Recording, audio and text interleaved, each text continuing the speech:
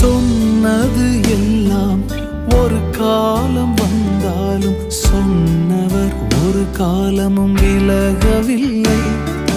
தாமதமாகி வருஷங்களானாலும் வார்த்தையின் சாராம்சம் குறையவில்லை.